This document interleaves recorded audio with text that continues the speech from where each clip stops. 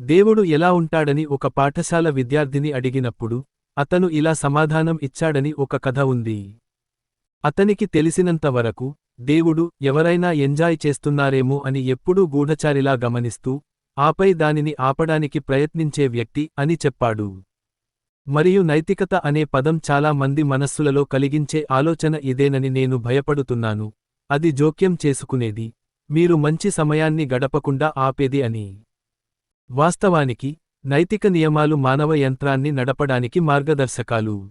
ప్రతి నైతిక నియమం ఆ యంత్రం నడకలో ఏదైనా లోపం, ఒత్తిడి లేదా ఘర్షణను నివారించడానికి ఉంటుంది. అందుకే ఈ నియమాలు మొదట మన సహజ ప్రవృత్తులకు నిరంతరం అడ్డుపడుతున్నట్లు అనిపిస్తాయి. మీరు ఏదైనా యంత్రాన్ని ఎలా ఉపయోగించాలో నేర్చుకుంటున్నప్పుడు శిక్షకుడు లేదు, అలా చేయవద్దు అని చెబుతూనే ఉంటాడు, ఎందుకంటే వాస్తవానికి చూడటానికి బాగానే కనిపించే మరియు యంత్రాన్ని ఉపయోగించడానికి మీకు సరైన విధానంగా అనిపించే అన్ని రకాల విషయాలు ఉంటాయి, కానీ అవి నిజంగా పనిచేయవు. కొంతమంది నైతిక నియమాల గురించి కాకుండా నైతిక ఆదర్శాల గురించి మరియు నైతిక విధేయత గురించి కాకుండా నైతిక ఆదర్శవాదం గురించి మాట్లాడటానికి ఇష్టపడతారు. ఇప్పుడు నైతిక పరిపూర్ణత అనేది మనం సాధించలేని అర్థంలో ఒక ఆదర్శం అనేది నిజమే. ఆ అర్థంలో ప్రతి రకమైన పరిపూర్ణత మన మానవులకు ఒక ఆదర్శం. మనం పరిపూర్ణ కారు డ్రైవర్లుగా లేదా పరిపూర్ణ టెన్నిస్ క్రీడాకారులుగా ఉండటంలో లేదా సంపూర్ణంగా సరళ రేఖలు గీయడంలో విజయం సాధించలేము. కానీ నైతిక పరిపూర్ణతను ఆదర్శం అని పిలవడం ద్వారా చాలా తప్పుదోవ పట్టించే మరో అర్థం ఉంది. ఒక వ్యక్తి ఒక నిర్దిష్ట స్త్రీ లేదా ఇల్లు లేదా ఓడ లేదా తోట తన ఆదర్శం అని చెప్పినప్పుడు ప్రతి ఒక్కరూ అదే ఆదర్శాన్ని కలిగి ఉండాలని అతను ఉద్దేశం కాదు, అతను చాలా తెలివితక్కువవాడు అయితే తప్ప.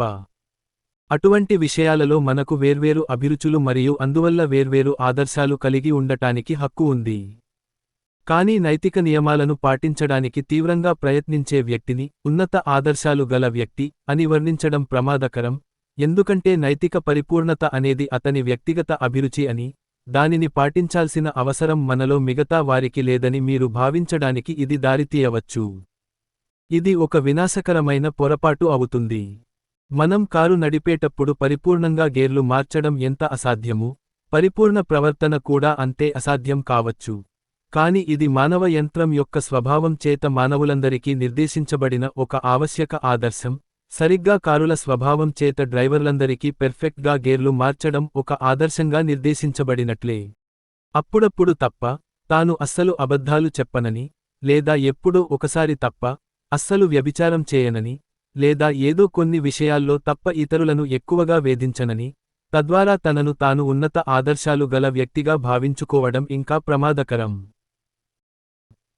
ఇది మిమ్మల్ని గర్విష్ఠిగా మార్చి, మీ ఆదర్శవాదం పై అభినందనలు పొందడానికి అర్హత ఉన్న ఒక ప్రత్యేక వ్యక్తిగా మిమ్మును మీరు భావించేలా చేయవచ్చు. వాస్తవానికి మీరు ఒక లెక్క చేసేటప్పుడు దానిని పూర్తిగా సరిగ్గా చేయడానికి ప్రయత్నిస్తున్నందుకు అభినందనలు ఆశించడం ఎంత హాస్యాస్పదమో ఇది కూడా అంతే. నిస్సందేహంగా పరిపూర్ణ అంకగణితం ఒక ఆదర్శం, మీరు కొన్ని లెక్కలలో తప్పకుండా కొన్ని తప్పులు చేస్తారు. కానీ ప్రతి లెక్కలో ప్రతి అడుగులోనూ పూర్తిగా ఖచ్చితంగా ఉండటానికి ప్రయత్నించడంలో గొప్పతనం ఏమీ లేదు. ప్రయత్నించకపోవడం మూర్ఖత్వం అవుతుంది, ఎందుకంటే ప్రతి తప్పు తర్వాత స్టెప్లో మీకు ఇబ్బందిని కలిగిస్తుంది.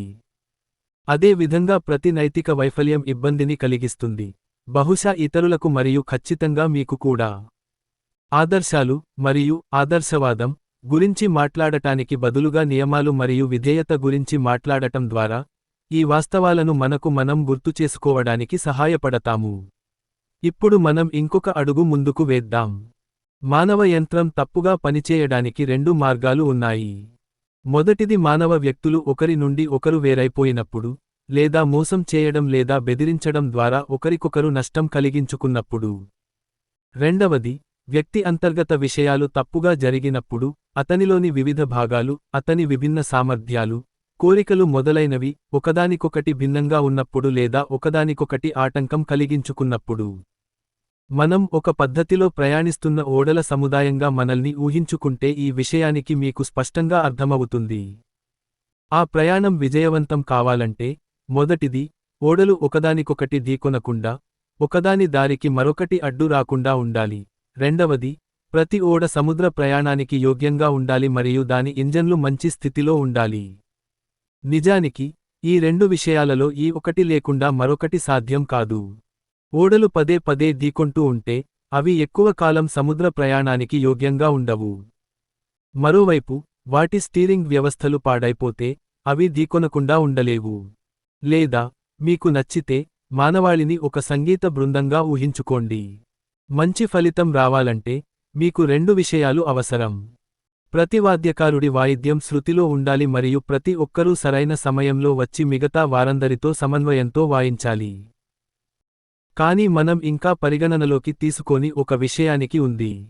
ఆ నౌకాదళం ఎక్కడికి చేరుకోవడానికి ప్రయత్నిస్తోందో, లేదా ఆ సంగీత బృందం ఏ సంగీతాన్ని వాయించడానికి ప్రయత్నిస్తోందో మనం మాట్లాడలేదు.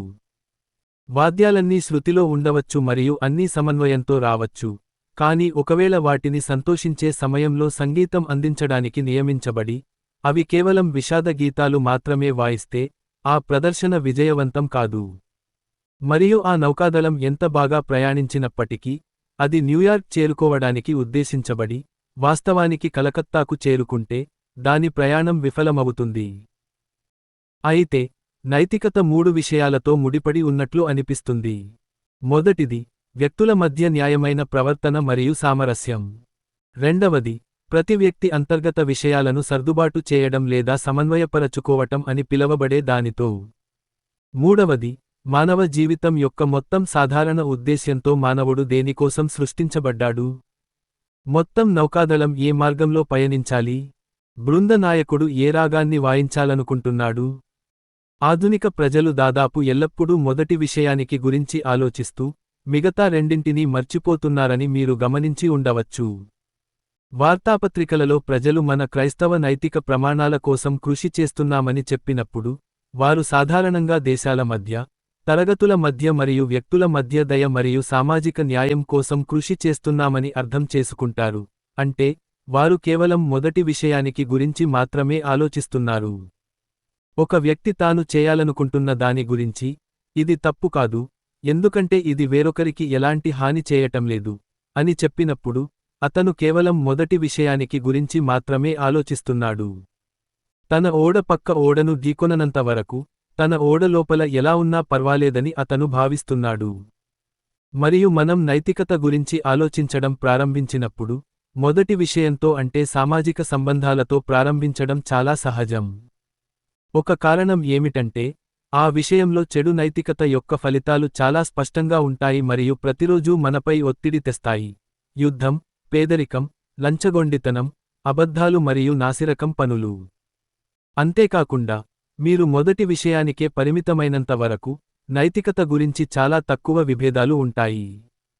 దాదాపు అన్ని కాలాలలో ప్రజలందరూ, సిద్ధాంతపరంగా, మానవులు ఒకరికొకరు నిజాయితీగా, దయగా మరియు సహాయకరంగా ఉండాలని అంగీకరించారు.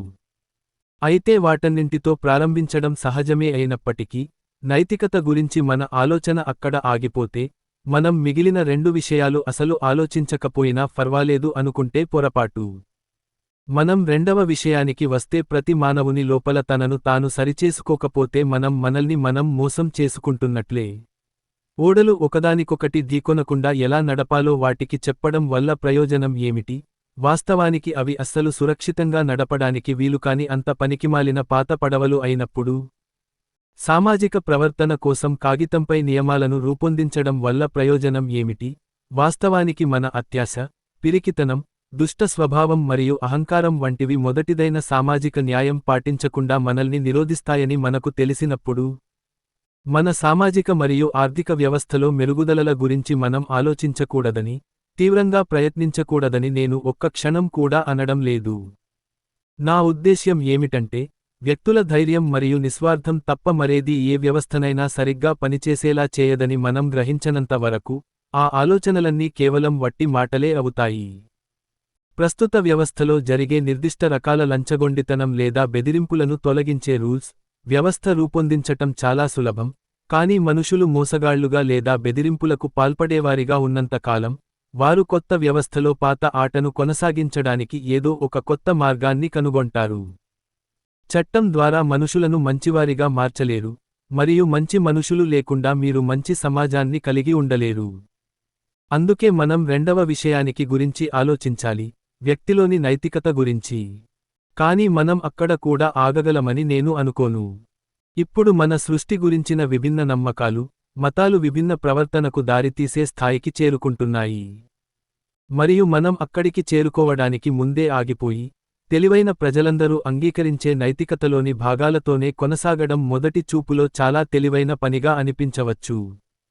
కానీ మనం అలా చేయగలమా? మతం అనేది వాస్తవాల గురించి కొన్ని ప్రకటనలను కలిగి ఉంటుందని గుర్తుంచుకోండి. అవి నిజం లేదా అబద్ధం అయి ఉండాలి. అవి నిజమైతే, మానవ సమూహాన్ని సరైన మార్గంలో నడిపించడం గురించి ఒక రకమైన ముగింపులు వస్తాయి. అవి అబద్ధమైతే, పూర్తిగా భిన్నమైన ముగింపులు వస్తాయి. ఉదాహరణకు, మరొక మానవుడికి హాని కలిగించనంత వరకు ఏదీ తప్పు కాదు అని చెప్పే వ్యక్తి వద్దకు తిరిగి వెళ్దాం. తాను కాన్వాయ్లోని ఇతర ఓడలను పాడు చేయకూడదని అతనికి పూర్తిగా తెలుసు, కానీ తన సొంత ఓడకు తాను చేసేది కేవలం తన వ్యక్తిగత విషయమని అతను నిజాయితీగా భావిస్తాడు. అయితే, అతని ఓడ అతని సొంత ఆస్తా కాదా అని ఆలోచిస్తే పెద్ద తేడా రాదా? చెప్పాలంటే, నా మనస్సు మరియు శరీరానికి నేనే యజమానినా, లేక అసలు యజమానికి లెక్క చెప్పాల్సిన కేవలం ఒక అద్దెదారుడినా అనే దానివల్ల పెద్ద తేడా రాదా? వేరొకరు తమ సొంత ప్రయోజనాల కోసం నన్ను సృష్టించి ఉంటే, నేను కేవలం నాకే చెందినవాడినైతే ఉండని ఎన్నో విధులు నాకు ఉంటాయి. మళ్ళీ, ప్రతి వ్యక్తి ఎప్పటికీ జీవిస్తాడని క్రైస్తవ్యం నొక్కి చెబుతుంది, మరియు ఇది నిజం లేదా అబద్ధం అయి ఉండాలి. ఇప్పుడు, నేను కేవలం 70 సంవత్సరాలు మాత్రమే జీవించబోతున్నట్లయితే, పట్టించుకోవాల్సిన అవసరం లేని చాలా విషయాలు ఉన్నాయి. కానీ నేను ఎప్పటికీ జీవించబోతున్నట్లయితే వాటి గురించి చాలా తీవ్రంగా పట్టించుకోవడం ఆవశ్యకం. బహుశా నా చెడు కోపం లేదా నా అసూయ క్రమంగా తీవ్రమవుతున్నాయి. ఎంత నెమ్మదిగా అంటే 70 సంవత్సరాలలో ఆ పెరుగుదల అంతగా గమనించదగినదిగా ఉండదు. కానీ 1 మిలియన్ సంవత్సరాలలో అది అక్షరాలా నరకంలా మారవచ్చు. నిజానికి, క్రైస్తవ్యం నిజమైతే, అది ఎలా ఉంటుందో చెప్పడానికి, నరకం అనేదే సరిగ్గా సరైన సాంకేతిక పదం. మరియు నిత్యజీవం ఈ మరో తేడాను కూడా తెస్తుంది. దీనికి, యాదృచ్ఛికంగా, సర్వాధికారపాలన మరియు ప్రజాస్వామ్యం మధ్య ఉన్న తేడాతో సంబంధం ఉంది.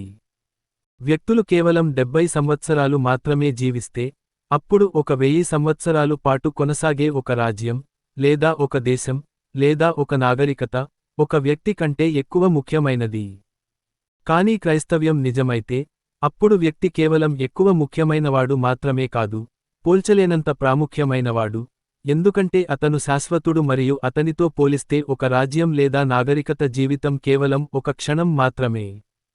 కాబట్టి, మనం నైతికత గురించి ఆలోచించాలంటే, మనం ఈ 3 విభాగాల గురించి ఆలోచించాలి: మనిషికి మనిషికి మధ్య సంబంధాలు, ప్రతి మనిషి లోపల ఉన్న విషయాలు, మరియు మనిషికి, అతన్ని సృష్టించిన శక్తికి మధ్య సంబంధాలు. మొదటి విషయంలో మనమందరం సహకరించుకోవచ్చు. రెండవ దానితో విభేదాలు మొదలవుతాయి మరియు మూడవ దానితో అవి మరింత తీవ్రమవుతాయి. క్రైస్తవ మరియు క్రైస్తవేతర నైతికత మధ్య ప్రధాన తేడాలు మూడవ దానిని ఎదుర్కోవడంలోనే బయటపడతాయి. ఈ పుస్తకంలో మిగిలిన భాగం కోసం నేను క్రైస్తవ దృక్కోణాన్ని స్వీకరించి, క్రైస్తవ్యం నిజమైతే పరిస్థితి ఎలా ఉంటుందో ఆ మొత్తం చిత్రాన్ని పరిశీలించబోతున్నాను.